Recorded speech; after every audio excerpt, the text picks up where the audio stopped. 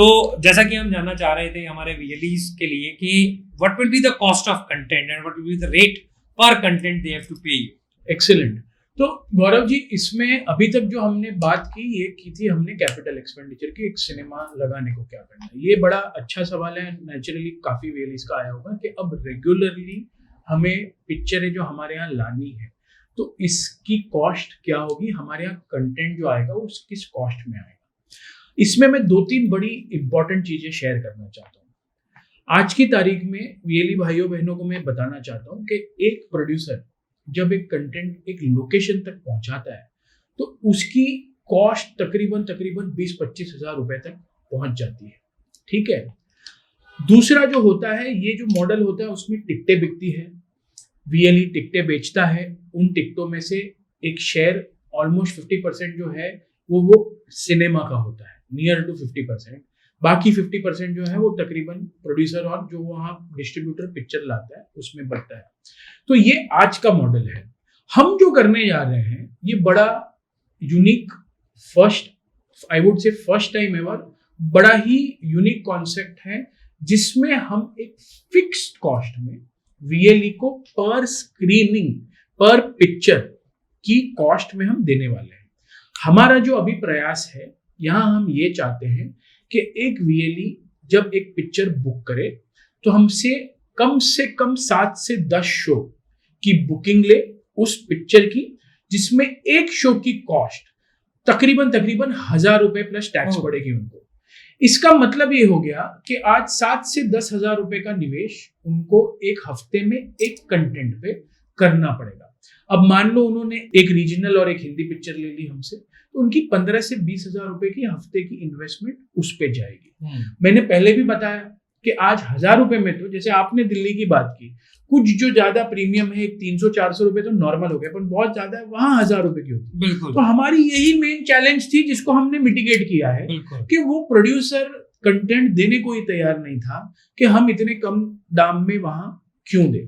पर हमने क्या कहा कि हमारे VLE भाइयों बहनों को जब तक हम बहुत ही ज्यादा इनकम ना करके तब तक उनके लिए प्रॉफिटेबल नहीं होगा, तब तक गांव में सिनेमा नहीं लगेंगे। गांव में अगर कोई सिनेमा लगा सकता है तो वो सिर्फ हमारे VLE भाई बहन CSE के माध्यम से एक अच्छे स्केल साइज पे जहाँ हजारों की तादाद में लग सकते हैं।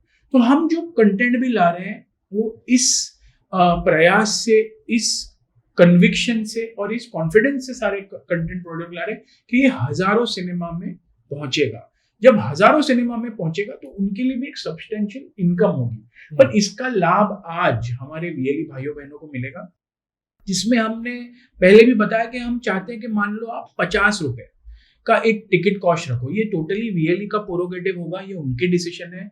ये 40 में देना चाहते हैं, ये 75 में देना चाहते हैं, 100 रुपए में देना चाहते हैं जी। हमारा ऐसा मानना है कि एक 50 रुपीज की टिकट साइज हो और एक 1000 रुपए का शो इन्होंने अगर हमसे लिया है, तो मान लो कल एक 120 या 150 सीटर में हम जो इंडस्ट्री का एवरेज मानते हैं तकरीबन 30% ऑक्यूपेंसी का, तो कल अगर समझो आज 50 लोग उस सिनेमा में आके उन्होंने 50 रुपए की टिकट खर्च ली तो 2500 रुपए की इनकम आ गई।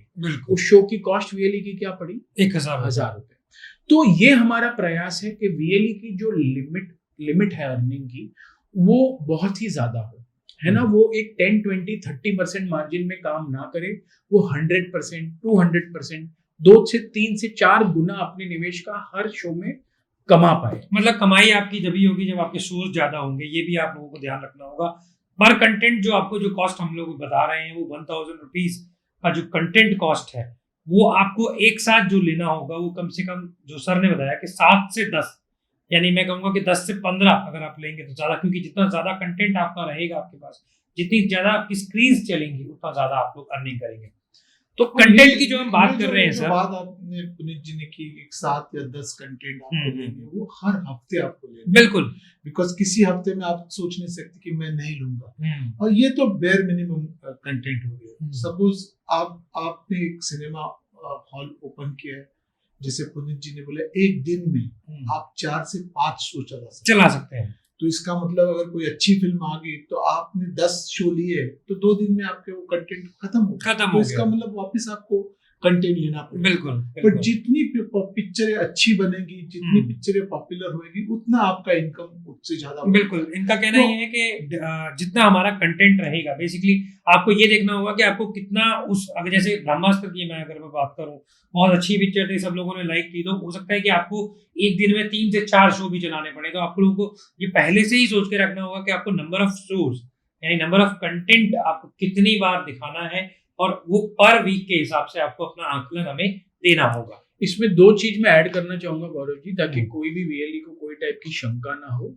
हम इस कंटेंट को हम एक जो पैरामीटर डाल रहे हैं कि आपको मिनिमम इतना लेना है, उसका जो यूजेज है उस पे हमने बाधा नहीं डाली कि आपको उस वीक में ही उसको यूज कर लेना है। मान लो वो कंटेंट 2 हफ्ता 3 हफ्ता तक भी उसको यूज करना चाहते हैं, उसने 10 शो लिए, उसने 10 दिन में यूज किया, एक वीक में यूज किया, 2 दिन में यूज कर ले, तो इस पे कोई किस्म की बाधा नहीं होगी। बिल्कुल बिल्कुल। तो हमें क्या है, सबको मिलकर काम करना पड़ेगा गौरव जी। इसमें हम तो उनकी कमाई पे कोई रोक बाधा नहीं तो डाल नहीं रहे, हम तो चाहते हैं कि उनकी कमाई अधिकतर हो। हम तो फिक्स शो में इसको दे रहे हैं। तो जितना हमारे बीच में ये डेटा एक्सचेंज रहेगा इन सॉफ्टवेयर्स के माध्यम से, उतना ही हम मिल के इसको और इन सेंटरों को और अच्छा कंटेंट दे पाए, और प्रॉफिटेबल कर पाए, और हम नेगोशिएशन स्किल्स रख पाए आगे कंटेंट प्रोड्यूसर्स। इस चीजों में हमारा एक इंटेलिजेंस हमें सबको आएगी। बिल्कुल बिल्कुल। ये तो जितना भी डेटा है, सर का कहने का मतलब ये था कि डेटा जितना भी है उससे वो ये जान पाएंगे कि आपको किस तरह का कंटेंट आगे आपको और चाहिए होगा, और किस तरह के कंटेंट उनको आगे और लेके आपके लिए लाने होंगे। राइट। तो इसमें इनपुट टैक्स क्रेडिट की भी सर ने बात की, जो कि आपके लिए बहुत महत्वपूर्ण चीज है। यानी टैक्स आपको जो भी आपको देना होगा उसका सेट ऑफ आपको टैक्स का मिल जाएगा जब आप टिकटिंग करेंगे तब।